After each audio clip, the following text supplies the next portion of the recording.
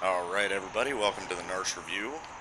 So, as per usual, now it's going to be usual. Instead of doing the Narshe review in order of the characters' appearances, I'm doing them in order of my favorites that I've found so far. And obviously we're starting with Clyde, the leader of the Green Pants Gang. So, as I'll remind you now, how I rate them is from 1 to 10, 1 being totally useless, and 10 being absolutely essential to our team. That being said, let's check out Clyde. Now, the more I look at his sprite, and the more I have seen Clyde's actual sprite from the game, I don't think this was supposed to be Clyde, but it's close enough for me to think it is. It was close enough for me to think it is. I think this is supposed to be Strider Hiryu with like a blue scarf instead of a red one for some reason. I don't know. But yeah. Either way, he's Clyde for our purposes. And, yeah, dude, let's talk about what he's got. So, Flash Rain Flash, pretty okay. Flash Rain is AoE, that's pretty strong. And even though it's Lightning Elemental, Flash is also hit all with decent power that is non-elemental. So, pretty well-rounded as far as the skill goes. His stats are great. As you can see, he's totally unequipped. And he's still got a magic power 37. Pretty much everything good we've found so far has been for Clyde. He is learning Quake and Ultima right now, simply because we have pieces of equipment doing that. Now, he can equip... He's got Locke's equip scheme, which is perfect for him because he's a freaking ninja. But, yeah, as of right now, what we've been doing is the Boomerang and the Blizzard with a Genji Glove and an Offering, but that may change, because there are relics that he can equip that are specific to him that are amazing, like the Pod Bracelet with Safe and Shell. So Safe and Shell and Running Shoes together is awesome. So he basically has Marvel Shoes equipped. And if I'm not mistaken, one of those relics also has Regen.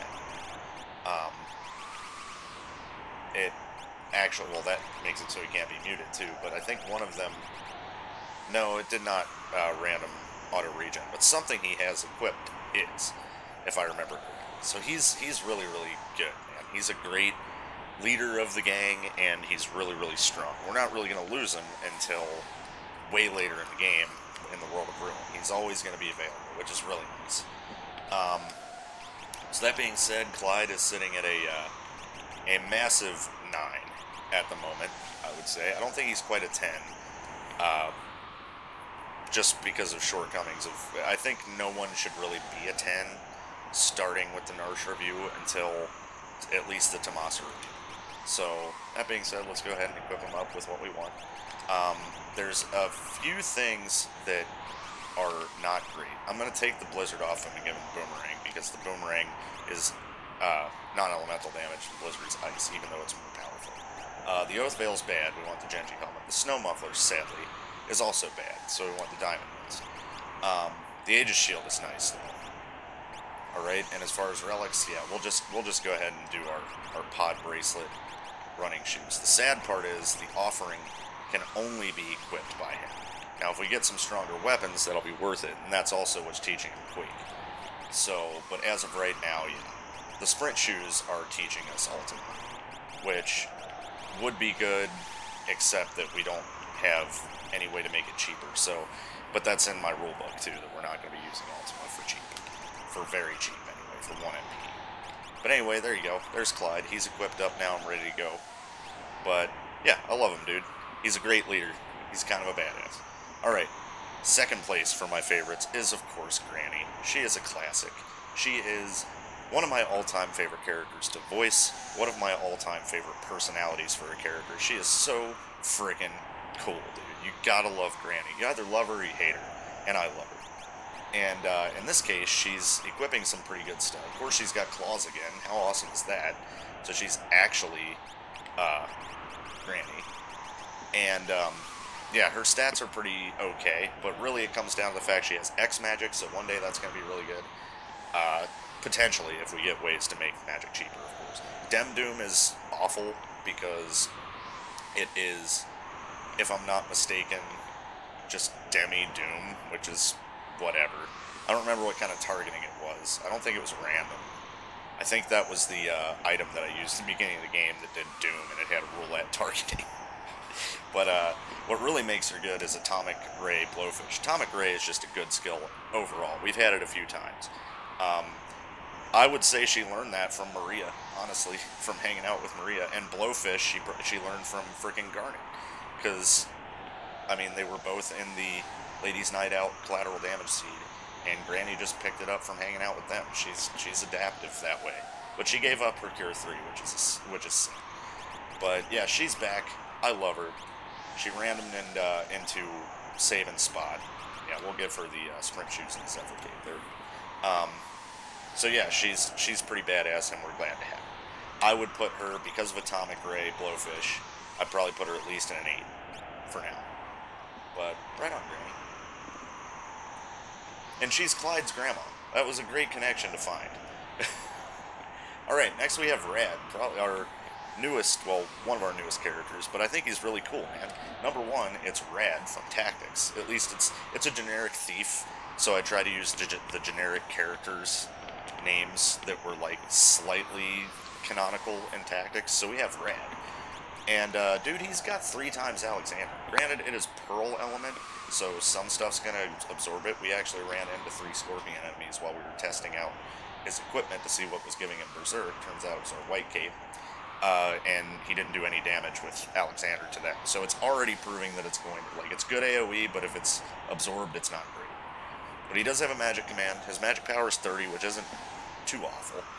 And he's equipping shurikens. So that's pretty neat. Got an air lance set, but we want the shurikens. We need to equip him with something else. Was the cat hood... The cat hood was okay, right? No, it's causing sleep. So no. Anyway, Tiger Mask I think was good. Snow Muffler is not. Mirage Vest is okay. So, yeah, Rad's cool, man. He's pretty cool. We can give him a Genji Glove, that's fine. Genji Glove Black Belt wouldn't be the worst, actually. Yeah, let's go ahead and do that. And you can have the Shuriken and the air lance set. There you go. 380 battle power. That's pretty dang good. So, get your Tiger Mask back on, get your Mirage Vest. Alright. So, Rad I would put right now simply because of the AoE, at least at a 7. It's only a single element, so, you know, whatever. Yeah, that's why he's not an 8. Granny's an 8 because at least the second part is non-elemental, just like Clyde's. So, yep, Rad's a 7. So let us move on to Eject. He's pretty cool, man. I hate Titus, but his dad's alright. And he's got Archaos, which could be good, could be bad. That is the most chaotic friggin' skill that you can get in Beyond Chaos, because it's every single spell in the game. Every single ability in the game is in Archaos, including, like, big attacks like Mega Hit / Shock, whatever you want to call it, Ultima, Meteor, all of the good skills, and all of the useless ones, and all of the really bad ones. Like, he's also got Crusader, he's got frickin' Joker Doom, I'm sure, is in there, frickin' Quake, all that stuff, which will inevitably wipe us and make me have to discard a piece of equipment. But anyway, he's also got Lore, and right now the only good thing in Lore is Blowfish, but he could get something better eventually based on just throwing out Archaos until I get some, which I may do. Right now I'd put him also at a 7. He's not that bad, dude. I kind of like him. Let's see, let's give you a Genji helmet and Tsarina gown, was that okay? Yeah, double EXP too, that's really okay. Alright, there we go. And relics. Let's go with...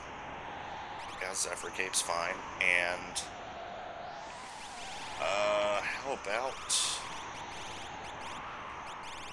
How about a Cherub down? Let's see what that's doing. Because if you get Quake, Cherub down will help you. Okay, just a Cherub down. Alright, yeah, have a Cherub down. Alright, so Eject, yeah, like I said, he's at a 7 as well. And he's cool, man. He's our Doma operative. Alright, so, moving on. now we have Alicia, another one that we named after a character from Tactics that's a generic sprite. Alicia is one of the generic knights that you get from Orban Monastery that join you when Agrius and Gafgarion become guests. Also, Rad joins you. So, she's not looking great, dude. Slow 2 reflect. Slow 2 is nice, but reflect question mark also. So, I mean, it's basically a slow 2 command, because you never know if reflect question mark is going to hit. But, yeah, slow 2 is kind of nice for utility, but that's about all she has. I mean, she can equip, like, the enhancer and stuff, and the break blade to just... She can equip some decent equipment. And we have her with the enhancer because she has natural magic, including Fire 3, which is very, very nice. So, Fire 3 and Bio, they're both pretty strong, right? So, the enhancer is giving her more magic power, 43, and then we equip her with a gold hairpin that halves the MP consumption. So, and I'm fairly certain they don't stack, but we could try that. Right now, Fire 3 is at 26. I don't think the gold hairpins stack, but we can do that research real quick. No, they do not. Okay, so, she has it halved, which is nice. And we'll give her sprint shoes to start learning Ultima as well. Because that will make it, it's 80, it'll make it 40 to cast. Again, the only time that Ultima is going to be banned is if we're casting it for 1 MP. We're never going to do that. So, yeah, Alicia has potential to be good, but isn't great yet. So she is our 6.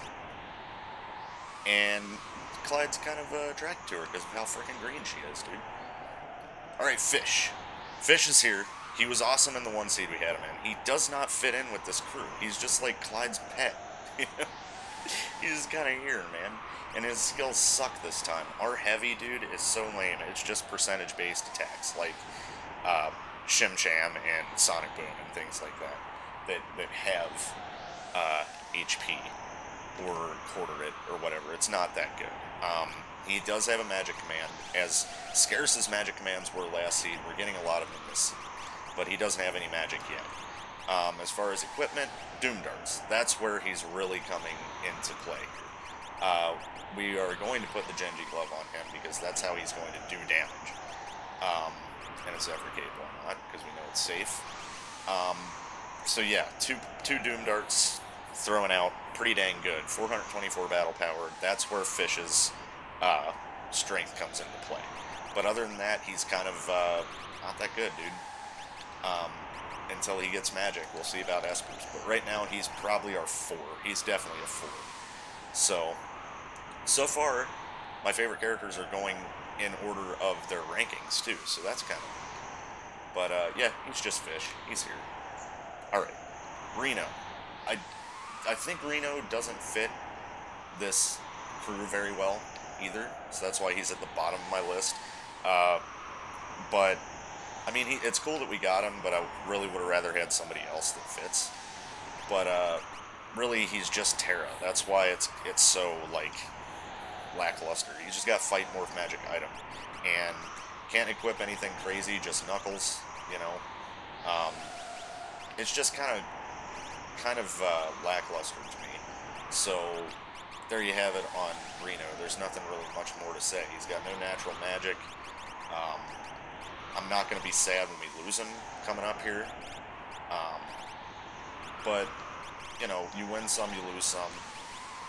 And we lost with this main character. So, and to the point where we've switched to our main character is to Clyde. So, there you go. So I would put Reno definitely at like a 3 for interesting. He gets a rating of 3 for how interested I am in him, and a 3 for how vanilla and boring he is. So, yep, sorry Reno, you didn't work out this time. Maybe next seed. But, yeah, dude, as far as the seed goes, I love the story we've got going, that we've built this freaking outlaw gang led by Clyde. They're freaking awesome, dude. I love them. Like, everybody has their roles, you know. Clyde is the leader, and he's obviously the strongest and everything. Then you've got, you know, Reno's the new kid, that they're trying to, like, bring into the gang, get him used to the life.